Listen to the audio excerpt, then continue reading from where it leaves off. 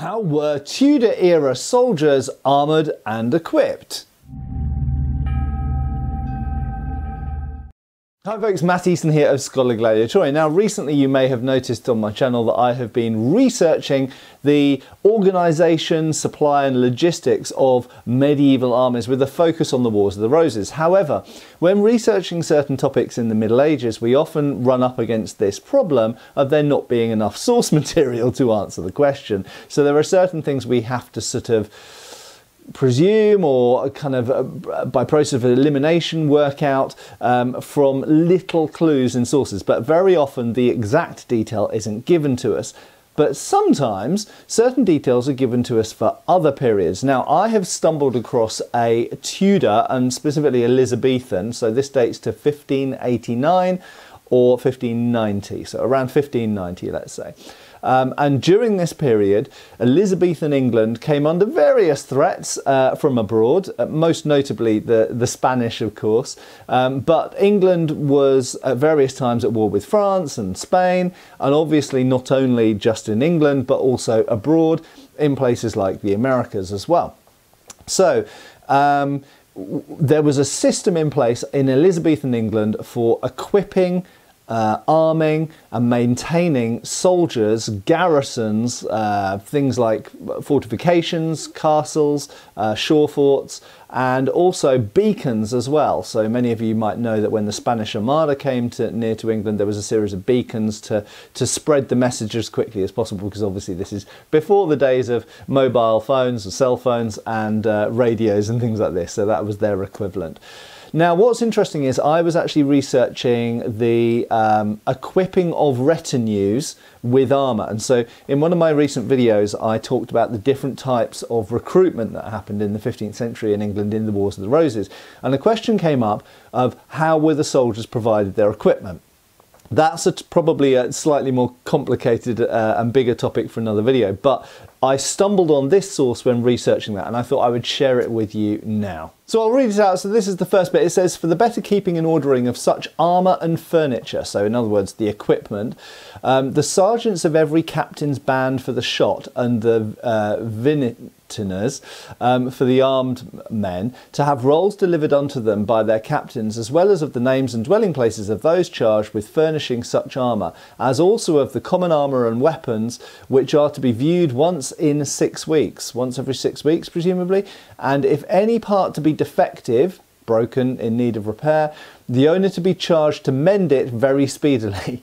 The same not being performed, the captain to be told, who may likewise inform one of the deputy lieutenants, for which pains truly formed, the sergeants to have yearly 3d for every shot, and the vinitiner as much for every armed man, as well as pike as bill, pikemen and billmen, which shall be collected by the constable of every town at the general charge of the townships, to be paid quarterly. So in other words, there's a system in place here for monitors of the arms and equipment for the soldiers, and they have to review it at intervals, just like in a modern armoury in an army barracks, that it's all, you know, not rusty, that the leather straps are all in place, the buckles are all in there and everything works, and their job is to maintain it and have it ready for service. Now interestingly, I mentioned those beacons relating to the Spanish Armada, and they're actually mentioned in this same document. It says the beacons from time to time to be well repaired, and that everything to be in readiness for the necessary use of them. So this is all part of one centrally organised system, making sure that all of not just the soldiers, but the weapons, the equipment and the beacons and the fortifications and everything else are kept in good service, because the country at this time had to be in a constant state of readiness for possible invasion. So very interestingly, I discovered that the armour was kept in a number of places. Now in some places like Graz, for example, you can visit an armoury, a still surviving armoury, and in fact we do have a couple in the, well, one anyway, in the UK in Suffolk, where you can actually visit a Tudor armoury. And so this is a place where arms and armour, so weapons and armour, and other accoutrements and you know, bits of artillery and things like that, were kept in readiness for use by the Crown's forces in a commission of array. That is, when there is a fear of invasion and the king or queen gives the order, okay, raise the army, then they would get arms and armour from that place. However, interestingly, and I wasn't really aware of this, some people were also assigned to look after this arms or armour, so they were keepers of the arms and armour, and they wouldn't necessarily have an armoury. But more detail on this. So it says, and again, this is 1590, so this is peak Elizabethan period. At every muster, each soldier, upon warning given to him, to repair presently, in other words, go to, the house of the person whose armour he is appointed to wear. So there was obviously a system in place. It was like, okay, Jim, when you get called up for service, you've got to go to Trevor's house and get the armour from him, okay? Remember, Trevor's house, don't forget. Or to such place as the common armour is kept in. So there's a clear division there of two different things. There's houses, a person who, oh, well, I've got an armour, says Trevor, I'll keep it for Jim, okay? Tell Jim to come and get the armour from me.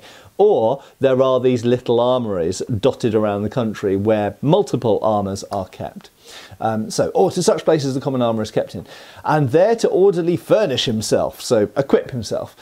And return with speed to the place that he is directed to by his officers. So, Jim, I want you to go to Trevor's house, get the armour, make sure everything's complete, and then I'm going to meet you in Folkestone in 3 days' time. Okay, 3 days' time, don't be late. So that's how it worked. Pretty kind of informal but effective system. And thence to go to the place of the musters or other service. So from Folkestone, then we're all going to march up. From Kent, we're going to meet in London, and that's where we're going to expect the Spanish or the Dutch to attack. And the service being ended, so at the end of the campaign, once the threat's gone or whatever else, to return quietly. I love the fact they say return quietly. So we don't want you to, in your armour, go and get drunk at every pub on the way back and cause lots of mayhem and steal some pigs and you know, whatever. So you must return quietly in good order and re-deliver the armour back to Trevor again without willful hurt done to any part of it. I think that's a really, really interesting detail. So don't deliberately nick the tassets as a souvenir or steal the helmet or use the helmet as a cooking pot or anything like this. You've got to look after it for the next person who's going to use it. Upon pain, in other words, pain of punishment, that everyone so offending be grievously punished. So if you damage that armour, woe betide you. At the discretion of the Lord Lieutenant or two of his deputies. Whereas heretofore, the soldiers at all trainings and musters, which is really interesting because that is separating training and muster. So they were training them to march, pike drill, shoot, all of this kind of stuff. They actually had training sessions. Have very disorderly refused to wear and carry their armour. So some of these people are called up for services like, I don't want to wear my cuirass, it's too hot today, or all this kind of stuff. You must wear your armour, you must turn up with what you're supposed to have.